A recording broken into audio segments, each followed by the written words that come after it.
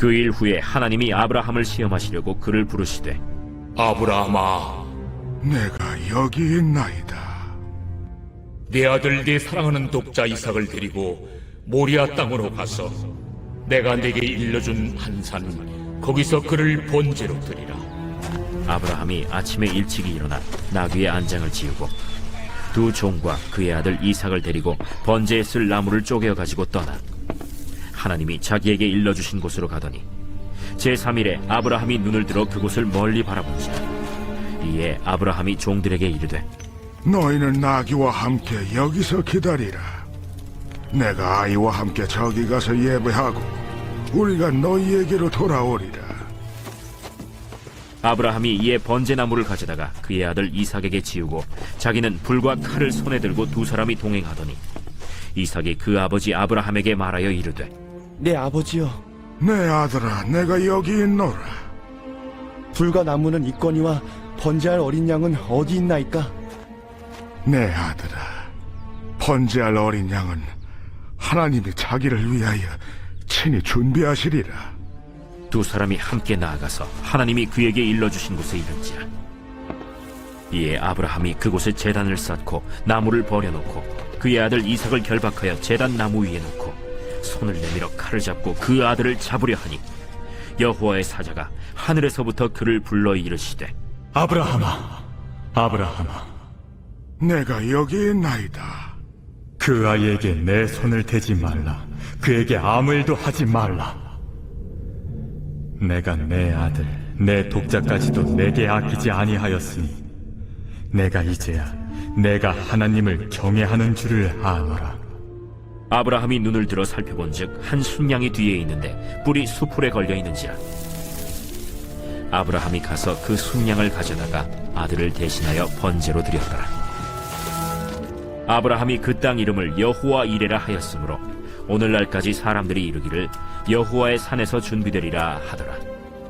여호와의 사자가 하늘에서부터 두 번째 아브라함을 불러 여호와께서 이르시기를 내가 나를 가리켜 맹세하노니 내가 이같이 행하여 내 아들, 내 독자도 아끼지 아니하였은즉 내가 내게 큰 복을 주고 내 씨가 크게 번성하여 하늘의 별과 같고 바닷가의 모래와 같게 하리니 내 씨가 그 대적의 성문을 차지하리라. 또 내 씨로 말미암아 천하 만민이 복을 받으리니 이는 내가 나의 말을 준행하였음이니라 하셨다. 이에 아브라함이 그의 종들에게로 돌아가서 함께 떠나 브엘세바에 이르러 거기 거주하였더라. 이 일 후에 어떤 사람이 아브라함에게 알리어 이르기를 밀가가 당신의 형제 나홀에게 자녀를 낳았다 하였더라. 그의 맏아들은 우스요, 우스의 형제는 부스와 아람의 아버지 그무엘과 게셋과 하수와 빌다스와 이들랍과 부두엘이라. 이 8사람은 아브라함의 형제 나홀의 아내 밀가의 소생이며 부두엘은 리브가를 낳았고 나홀의 첩 르우마라 하는 자도 데바와 가함과 다하스와 마아가를 낳았더라. 여러분 반갑습니다. 오늘도 큐티로 여는 기막힌 하루입니다. 본 말씀 창세기 22장 1절부터 24절의 말씀입니다. 성경 안에는요 여러 하나님의 이름들이 등장합니다. 성경에 등장하는 하나님의 이름들을 몇 가지만 살펴보면 하늘과 땅의 소유자 엘 엘yon, 전능하신 하나님 엘 샤다이, 영원하고 변치 않으시는 하나님 엘 올람, 거기 계시는 하나님 여호와 삼마가 있습니다. 자, 그런데 오늘 본문에는 아브라함의 믿음을 통해 계시된 또 다른 이름이 등장합니다. 바로 그것이 주께서 준비하실 것이다. 여호와 이레입니다. 하나님은 우리의 거룩과 구원을 위해 필요한 모든 것을 준비하시는 하나님이십니다. 그러면 하나님은 우리를 위해 무엇을 준비해 주십니까? 자, 먼저 하나님은 시험을 준비하십니다. 자, 오늘 본문 1절의 말씀에 보니까 하나님이 아브라함을 시험하시려고 그를 부르셨다고 합니다. 이미 우리가 몇 주 전에 이 본문을 다루었었죠. 그때 이 시험의 의미에 대해 말씀드렸었는데 한글 성경에는 단순하게 시험이라고만 번역되어 있지만 이 헬라어 원문을 보면 이 시험 안에는 크게 3가지 의미가 있는 것을 볼 수가 있습니다. 첫 번째 종류의 시험은 바로 유혹의 시험입니다. 유혹의 시험은 우리의 죄와 욕심에 이끌려 당하는 우리가 피하고 끊어내야 될 시험이라고 할 수 있습니다.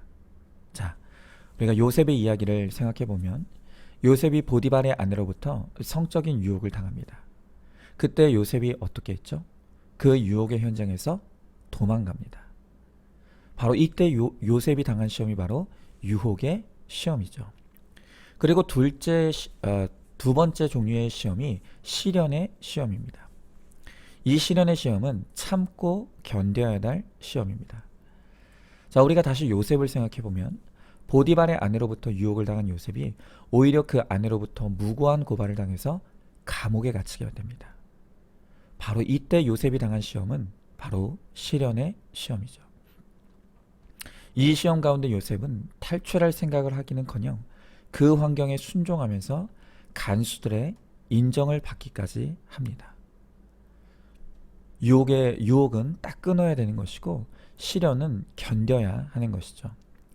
자, 그런데 오늘 아브라함에게 허락하신 이 시험은 완전히 다른 종류의 시험입니다. 이 시험은 아브라함의 믿음이 성숙하고 완성되었기에 하나님께서 아브라함의 믿음을 세상에 자랑하고 또 아브라함을 롤모델로 세우시기 위해서 주시는 시험입니다. 바로 이런 종류의 시험을 영어로는 테스트라고 합니다. 이제 하나님은 수많은 수치와 치졸한 사건을 통과하면서 하나님에 대한 믿음이 단단해진 아브라함을 통해 이런 상황에서도 하나님을 사랑할 수 있고 이런 사건에서도 하나님을 끝까지 신뢰할 수 있다는 믿음의 본보기를 이 아브라함을 통해 나타내기를 원하시는 것입니다.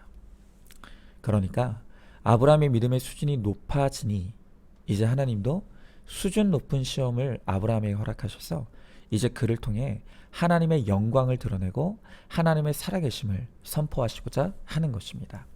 자, 한번 질문해 봅니다. 지금 내가 겪고 있는 어려움은 피해야 될 유혹입니까? 아니면 견뎌야 될 시련입니까? 아니면 하나님의 품질 보증을 받기 위한 시험입니까? 자, 두 번째로 하나님은 피할 길을 준비해 주십니다. 자, 자신이 이 번제 제사의 제물이라는 것을 모르는 이삭은 오늘 7절의 말씀에서 번제할 어린 양이 어디 있느냐고 아버지에게 묻습니다. 자, 그러자 8절에서 아브라함이 대답하기를 내 아들아, 번제할 어린 양은 하나님이 자기를 위하여 친히 준비하시리라 라고 합니다. 여러분, 이 아브라함의 대답 안에는 하나님에 대한 완전한 신뢰와 믿음이 있습니다. 정말로 아브라함에게는 하나님께서 피할 길을 주시리라는 이 확실한 믿음이 있었습니다.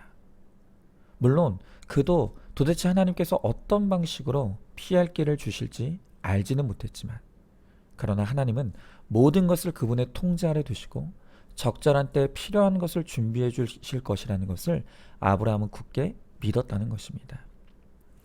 신약의 고린도전서 10장 13절의 말씀에 보니까 사람이 감당할 시험 밖에는 너희가 당한 것이 없나니 오직 하나님은 미쁘사 너희가 감당하지 못할 시험 당함을 허락하지 아니하시고 시험 당할 즈음에 또한 피할 길을 내사 너희로 능히 감당하게 하시느니라 그랬습니다. 여러분, 성도가 믿음 안에서 당하는 시험은요, 우리의 거룩을 위해 하나님이 꼭 필요해서 주시는 것입니다. 그러므로 하나님께서 시험 당하는 자를 반드시 책임져 주실 뿐 아니라 시험을 감당할 수 있는 믿음의 대안도 허락해 주신다는 것을 우리는 알아야 합니다. 자, 그러면 우리가 이 시험을 통해 거룩을 이루어가도록 하나님께서 우리를 위해 마련하신 우리의 피할 길이 무엇이겠습니까?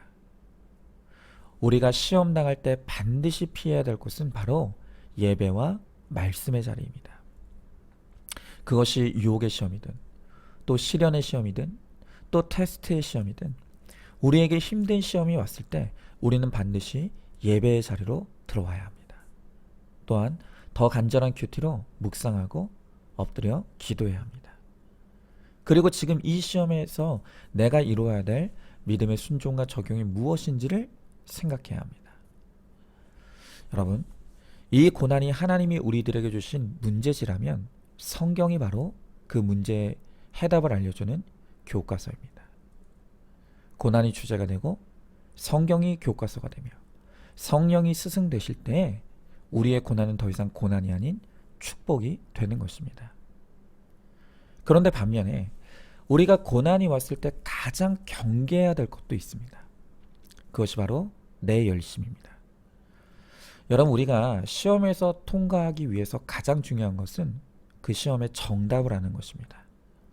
오답은요, 아무리 열심히 쓰고 풀어봤자 그냥 빵점입니다.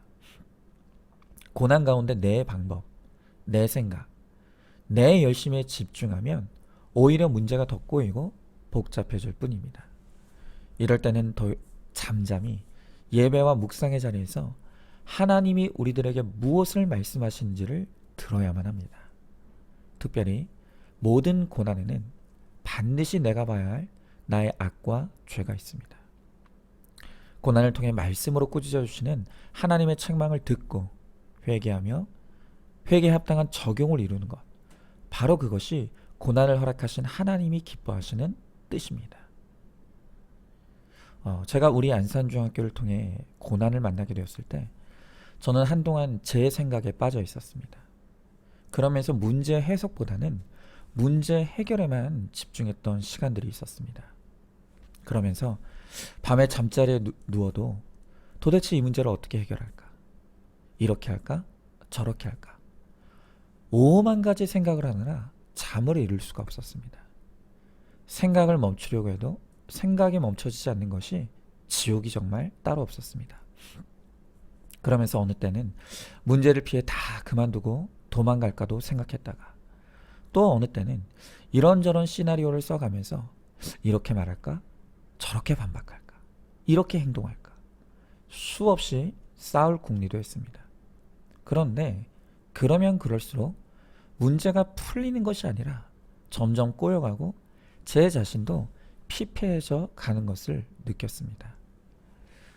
그렇게 몇 날 며칠을 제 생각에 빠져 살다 보니까 정말 이러다 딱 죽을 것 같았습니다. 그래서 살기 위해 살려고 큐티를 하게 된 것입니다. 그렇게 살기 위해 간절히 말씀을 붙들고 큐티하기 시작하면서 그때부터 하나둘씩 문제 속의 내 죄가 보이기 시작했습니다. 그리고 더 깊은 묵상이 이루어지니까 그때부터 내 죄가 내 고난보다 크다는 것이 인정이 되었습니다. 그래서 날마다 큐티하며 말씀을 통해 하나님께서 깨닫게 하시고 생각나게 하시는 죄들을 회개하며 잠잠히 기다렸더니 내가 하려고 할 때는 죽어도 안 되는 일들이 하나님께서 하나하나 풀어주시는 것을 너무나 생생하게 체험하게 된 것입니다. 여러분, 우리가 시험당할 때 피할 곳은 오직 예수님밖에 없습니다. 주님 안에 예배하고 주님 안에서 묵상하고 또 주님 안에서 기도하면 하나님이 기도하면서 하나님이 기뻐하시는 순종만 이루면 하나님께서 반드시 그 문제를 통해 나를 거룩하게 하시고 또한 고난이 변하여 구원이 이루어지는 역사를 이루어 주실 것입니다. 자, 한번 질문해 봅니다. 문제 가운데 해결에 집중하십니까? 해석에 집중하십니까? 해석이 돼야 해결도 있다는 것을 깨닫고 있습니까? 고난 중에 내 생각, 내 방법, 내 열심에 치우쳐서 오히려 문제를 더 키우고 있지는 않습니까? 문제 상황일수록 더욱 예배의 자리와 큐티의 자리로 피하고 있습니까? 자, 마지막 세 번째로 하나님이 우리를 위해 큰 복을 준비하십니다. 자, 드디어 아브라함이 말씀을 준행하며 예배를 잘 드렸더니 하나님께서 그에게 전무후무한 복을 약속하십니다. 자, 오늘 17절 18절의 말씀에 보니까 이르시되 여호와께서 이르시기를 내가 나를 가리켜 맹세하노니 내가 이같이 행하여 내 아들 내 독자도 아끼지 아니하였은즉 또 내 씨로 말미암아 천하 만민이 복을 받으리니 이는 내가 나의 말을 준행하였음이니라 하셨다 하니라 그랬습니다.